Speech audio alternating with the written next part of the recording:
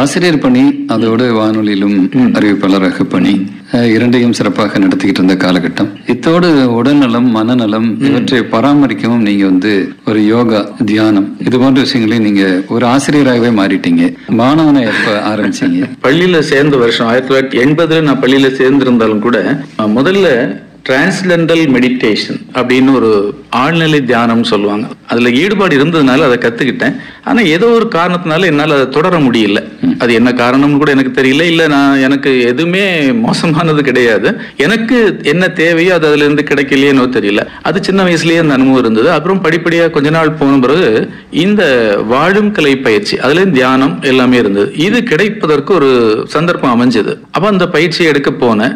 ஆனா எனக்கு உள்ள என்னெல்லாம் தேடல் இருந்ததோ அது எல்லாமே இதுல கிடைச்சது மாதிரி ஒரு சந்தோஷம். ஃபர்ஸ்ட்ல அடிப்படை பயிற்சின்னு சொல்றோம். இப்ப அது ஹாப்பினஸ் ப்ரோக்ராம் சொல்றோம். அதை ஆனந்த அனுபவ பயிற்சின்னு சொல்றோம். இந்த பயிற்சியில முதல்ல சுதர்சன கிரியா அப்படின்னு ஒரு மூச்சு பயிற்சி நமக்கு கிடைச்சது. அது கிடைச்ச அன்னைக்கு எனக்கு வாழ்க்கையில என்னவோ பெரிய ஒரு சந்தோஷம். அப்ப நம்ம தேடிட்டு இருந்தது எனக்கு கிடைச்சது மாதிரி ஒரு சந்தர்ப்பம் இருந்தனால அதுக்கு அடுத்த பயிற்சியை பண்ணிட்டு இருந்தேன். அப்புறம் அடுத்த பயிற்சியில இருந்து அடுத்த பயிற்சி முதுநிலை தியான பயிற்சின்னு சொல்றோம். இந்த பயிற்சி எல்லாம் கிடைக்க கிடைக்க ஏதோ ஒரு விஷயம் இருக்கு அப்படின்னு சொல்லும்போது டிஎஸ்என் ஒரு பயிற்சி இருக்கு. அந்த பயிற்சி போகும்போதுதான் அந்த ஆசிரியர் பயிற்றுவித்த ஆசிரியர், அது கொஞ்சம் கடுமையான பயிற்சி, நிச்சயமா ஒரு மாற்றத்தை கொடுக்கக்கூடிய பயிற்சி. அந்த பயிற்சி இருக்கும்போதுதான் என்கிட்ட அந்த ஆசிரியர் கூப்பிட்டு நீங்க ஏன் இதுல டீச்சரா வரக்கூடாதுன்னு கேட்டாரு. அப்ப நான் என்ன சொன்னேன், நான் ஒரு +2 ஸ்டூடெண்ட் 17, 18 இந்த பிள்ளைகளை கூட தான் நான் அது ஒரு குறிப்பிட்ட சப்ஜெக்ட் நல்லா ப்ரிப்பேர் பண்ணி அப்படியே எடுத்துட்டு போயிடுவேன். ஆனா வாழும் கலையில 18 வயசுல இருந்து பெரியவங்க எல்லாம் வருவாங்க, அது எப்படி எனக்கு இது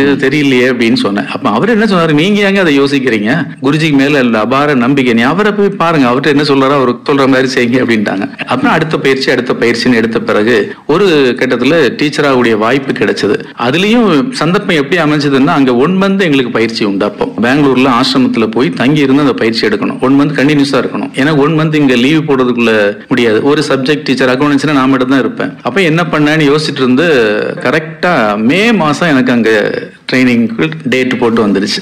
அது மிகப்பெரிய சந்தோஷமா அந்த பயிற்சி அங்க எடுத்ததுல இருந்து 2010 நான் ஆர்ட் ஆஃப் லிவிங் டீச்சர் ஆயிட்டேன்.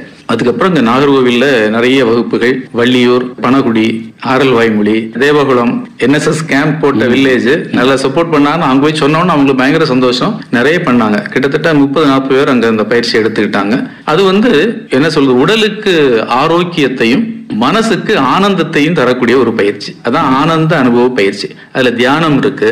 மூச்சு பயிற்சினால மூச்சை வச்சு நம்ம உடலையும் மனதையும் கட்டுப்படுத்த முடியும் அப்படிங்கிறது அதுல நிச்சயமா வந்துடும். பயிற்சியை ரெகுலரா நாம செய்துட்டு இருந்தா நிச்சயமா ஒரு ஆனந்த அனுபவம் நமக்கு கிடைக்கும்.